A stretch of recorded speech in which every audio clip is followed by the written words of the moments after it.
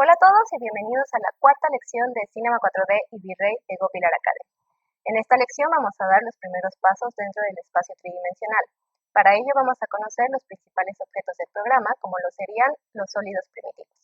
Vamos a ver que a través de ellos, dando un solo clic, vamos a poder crear figuras como cubos, cilindros y esferas, y una infinidad de figuras que nos van a permitir hacer objetos simples y posteriormente objetos más complejos.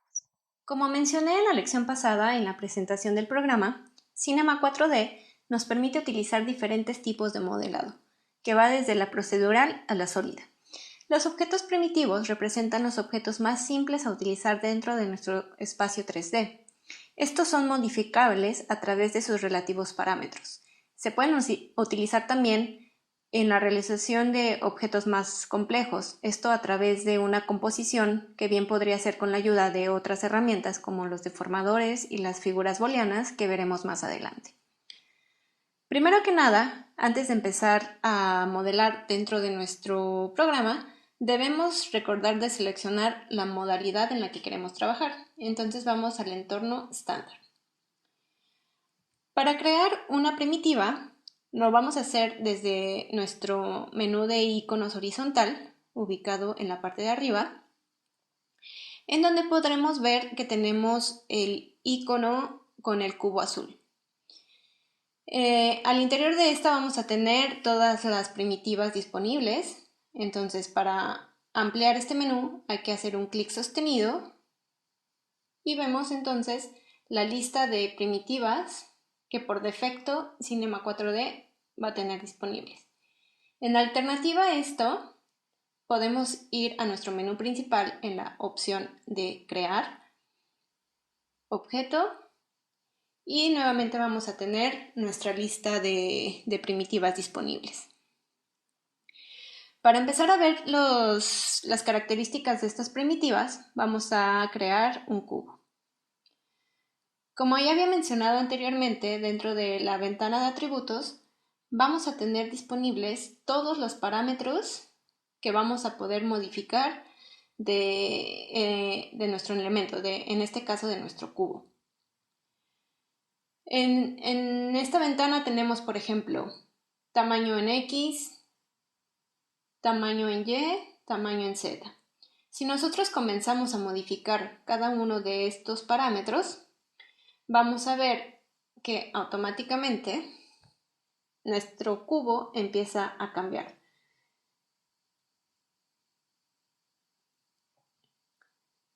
A un lado de esto tenemos también los parámetros de segmentos, segmentos en X, segmentos en Y y segmentos en Z. Si modificamos también estos, pues aparentemente no sucede nada. Esto es porque los tenemos, por decirlo así, desactivados. Para activarlos, tendríamos que ir a nuestro menú en la ventana de perspectiva, que es en la que estamos trabajando, en la opción de mostrar y seleccionamos la opción de sombreado rápido líneas. Y ahora sí vemos cómo se nos reflejan todos los segmentos disponibles en cada una de las caras de nuestro cubo. Estos segmentos se pueden manipular, los podemos agregar, los podemos quitar, dependiendo de nuestras necesidades.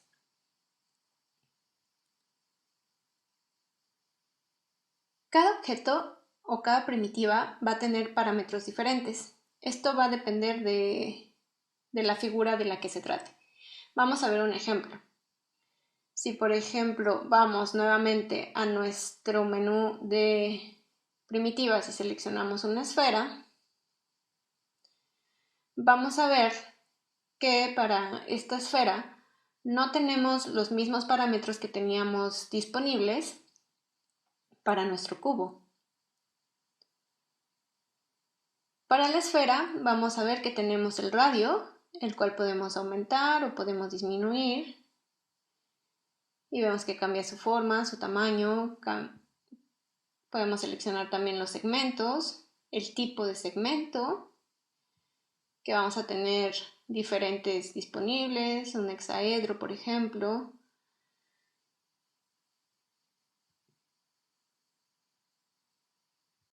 Debemos prestar bastante atención a cada uno de los parámetros de las diferentes figuras. Por ejemplo, en el cubo vamos a tener una opción que va a ser fundamental en nuestro proceso de modelado. Esta opción es la que vemos aquí abajo, que se llama canto. Esta, sobre todo en el cubo, que tiene bordes muy pronunciados, nos va a ser de mucha utilidad. ¿Esto por qué? Porque en el momento en el que estemos creando, por ejemplo, una mesa que más o menos va a tener como referencia un cubo, nos va a hacer referencia a estos bordes pronunciados. Entonces, si por ejemplo activamos esta opción del canto, vemos que cambia drásticamente su forma. Esta opción, como decía, va a ser fundamental en el proceso de modelado, ya que en la vida real ningún objeto tiene bordes perfectos, bordes completamente a 90 grados, por ejemplo. Todos presentan un pequeño desgaste en los bordes y es fundamental que nosotros también representemos ese desgaste dentro de nuestro modelo. Esto nos va a permitir que el modelo se vea más real y no tanto irreal. Por ejemplo, si empezamos a modificar sea el radio del canto como las subdivisiones, vamos a empezar a ver cómo podemos controlar la apariencia de la figura que estamos creando. Entonces recordemos que cada vez que creemos un objeto va a ser necesario poner por lo menos un pequeño desgaste en los bordes y así lograr una apariencia un poco más real.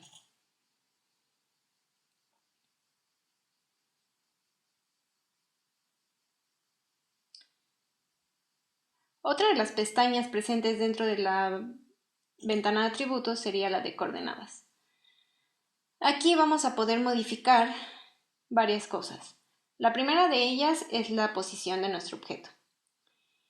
Si nosotros vamos modificando los diferentes parámetros que vemos aquí, el valor en X, el valor en Y o el valor en Z, vamos a posicionar de manera precisa nuestro objeto dentro de nuestro espacio de trabajo. Lo mismo va a pasar para la dimensión del objeto. Si nosotros empezamos a modificar los valores en X, Y, Z, vamos a ver cómo automáticamente cambia. Lo mismo va a pasar para la rotación. Por ejemplo, lo ponemos todo a 45 grados, pues vemos cómo se cambia.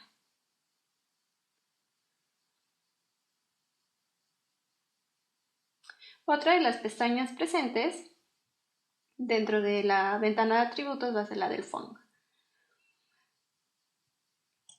Por defecto, esta ventana del font siempre va a estar en 40 grados. Pero en el momento en el que queramos modelar un objeto como una silla, una almohada, una cama o cualquier objeto un poco más orgánico, será necesario modificar este parámetro por un valor superior a 90 grados. Por ejemplo, si ponemos 120, bueno, en el caso de nuestro cubo no se verá, pero más adelante en las próximas lecciones haremos otros ejemplos para analizar el uso del font.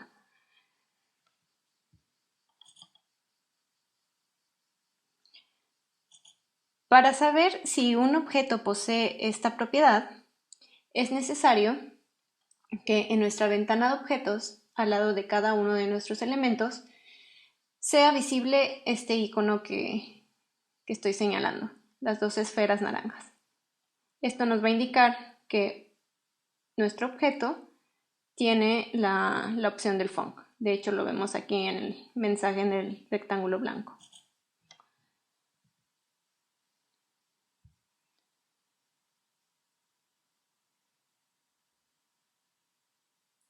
Otras primitivas que vamos a utilizar bastante durante nuestro modelado y nuestro trabajo en general en Cinema 4D va a ser, por ejemplo, el cilindro. Vemos aquí dentro de sus parámetros que podemos jugar con el radio, con su altura, nuevamente con los segmentos, tanto en altura como los segmentos de la rotación. Podemos cambiar también su orientación, seleccionando sus diferentes ejes.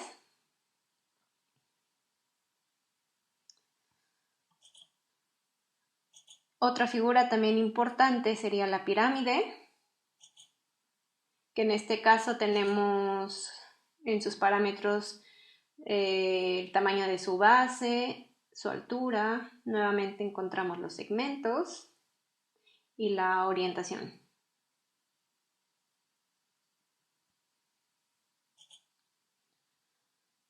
Otra figura importante también podría ser el cono, que en este caso tenemos el radio superior, el radio inferior, su altura. Nuevamente encontramos los segmentos, sea en altura como en rotación. Y de igual forma podemos cambiar la orientación.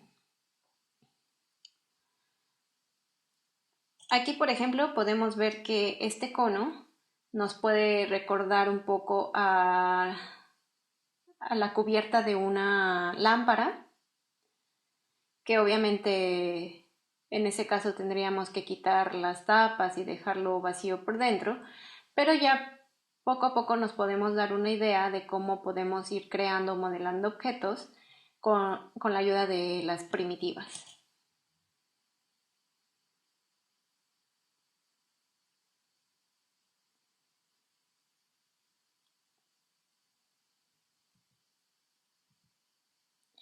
Otros objetos primitivos que podemos utilizar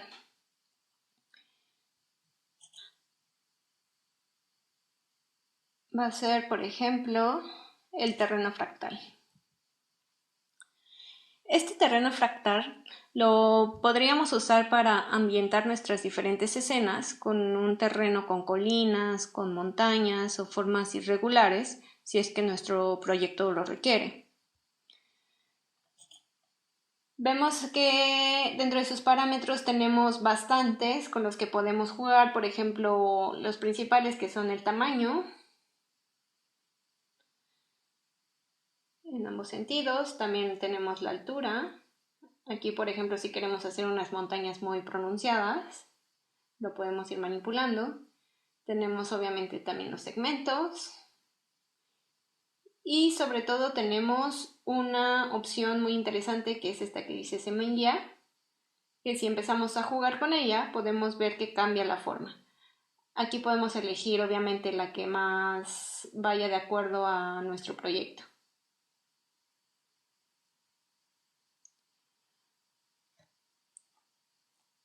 Otra primitiva también sería muy útil es la de figura, sobre todo para nosotros como arquitectos.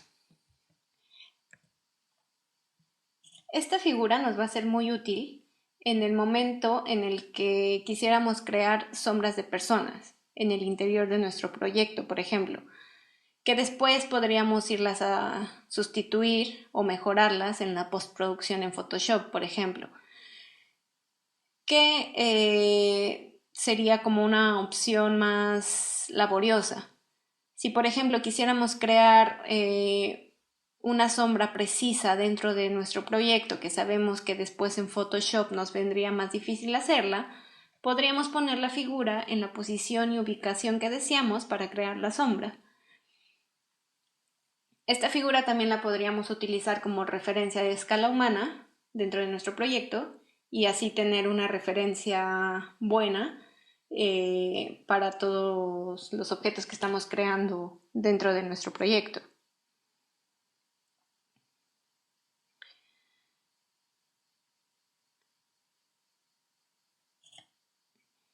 Entonces esta figura humana bien la podemos usar para ambas cosas.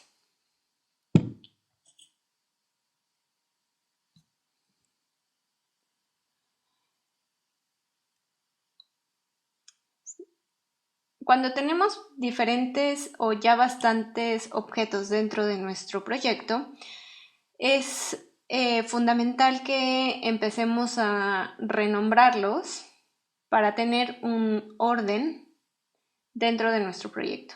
Entonces, por ejemplo, creamos aquí varios objetos. Voy a crear un cubo, un cilindro y una pirámide. También una esfera, por ejemplo. Aquí ya tenemos varios elementos. Como mencionaba, es muy importante empezar a renombrarlos para poder tener un orden. Para ello basta dar doble clic en el nombre, renombrarlo. Por ejemplo, le ponemos este objeto 1, nos vamos con el siguiente, le ponemos como nombre objeto 2. El siguiente le ponemos objeto 3. Y al último le ponemos objeto 4. Esto nos va a servir pues obviamente para tener un orden, también porque es muy importante que sepan que dentro de Cinema 4D el orden en el que vas agregando los objetos nos va a permitir crear o activar diferentes acciones o diferentes herramientas. Otra cosa que tenemos que aprender a hacer también es crear grupos. Para ello tenemos dos opciones. La primera de ellas es seleccionar todos los objetos que queremos que formen parte de este grupo. Para ello vamos a seleccionarlos directamente desde nuestra ventana de objetos. Seleccionamos nuestros 4 objetos y escribiendo en el teclado Alt-G, automáticamente se nos va a crear nuestro primer grupo. Por defecto, el programa nos lo va a nombrar como nulo. De hecho, aquí si abrimos, vemos en el interior todos los objetos que forman parte de este grupo. Esta es una opción. En alternativa, podemos ir directamente a nuestra herramienta de primitivas y vemos que el primer elemento es el elemento nulo. Lo seleccionamos y aquí básicamente lo que tenemos que hacer es nada más seleccionar los objetos y arrastrarlos dentro de este objeto nulo. Y ahora sí, vemos que se ha formado un nuevo grupo. Estos elementos este grupo, así como con los elementos, es muy importante que sepan que se puede renombrar. Haciendo siempre doble clic sobre el nombre, cambiamos el nombre, damos Enter y se han guardado los cambios. Es importante también saber la jerarquía de cada uno de estos grupos. Una vez que seleccionamos el grupo, podemos ver que es muy fácil realizar las diferentes acciones a todos los elementos que pertenecen al grupo. Por ejemplo, lo podemos escalar y todos los elementos se van a escalar de igual forma.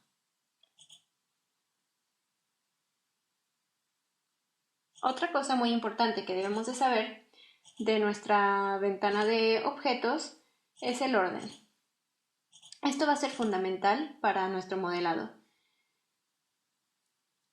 Por ejemplo, en este caso, si vamos por orden de jerarquía, el grupo sería el de mayor jerarquía y el programa por defecto nos lo va a nombrar como padre. Los elementos al interior de este grupo van a ser los hijos. Entonces es importante que sepamos estos nombres porque el programa los va a nombrar así para diferentes acciones. De hecho, por ejemplo, si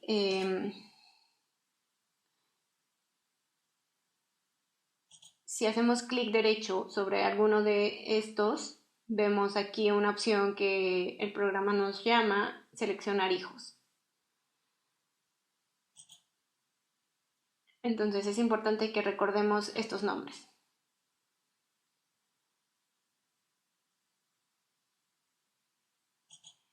Es importante que sepan que cada uno de estos elementos que forman parte del grupo van a seguir siendo independientes. En el momento en el que quisiéramos, por ejemplo, modificar solo uno de ellos, basta seleccionarlo e irlo a modificar uno por uno, sin que el grupo completo se vea afectado. Entonces podemos cambiarles el tamaño, rotarlos o desplazarlos.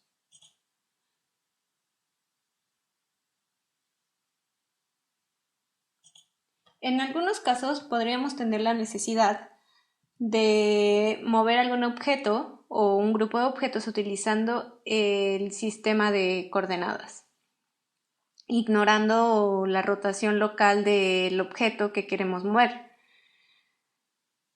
Vamos a eliminar, por ejemplo, este grupo. Simplemente lo selecciono y con Canch se elimina. Creamos nuevamente el cubo para ver el sistema de ejes. Dentro de nuestro menú de iconos vamos a tener este icono que vemos aquí al lado de nuestros iconos de X, Y, Z, que va a representar el sistema de coordenadas. Vemos que si damos clic sobre él va a cambiar el símbolo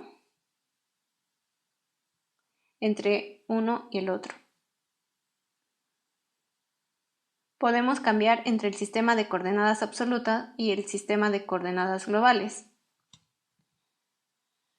Por ejemplo, vemos que si yo roto este cubo y después, no lo sé, vamos a desplazarlo, con esta primera opción, el cubo se me va a mover en relación a los ejes del mismo cubo. Si doy nuevamente clic en el icono de sistema de coordenadas, esta vez el objeto se me va a mover en relación a los ejes, pero del proyecto en general.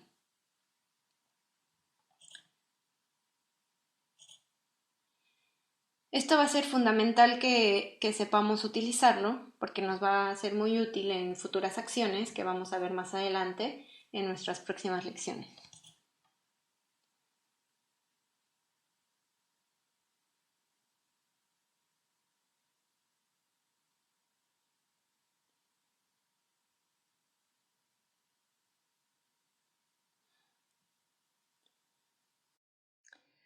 Tenemos otra opción también muy importante dentro de nuestra ventana objetos, que es estas dos esferas que vemos grises al lado del nombre del cubo. Y como veremos, si damos clic en uno o en ambos, irán cambiando de color, de verde a rojo, como un semáforo. Esto nos será muy útil para controlar la visualización de nuestros objetos dentro de una escena. Por ejemplo, los círculos en rojo nos permiten ocultar el elemento. Específicamente, el círculo o la esfera de abajo oculta el objeto de la escena, del render, mientras que el círculo de arriba oculta el objeto dentro de nuestra ventana de trabajo.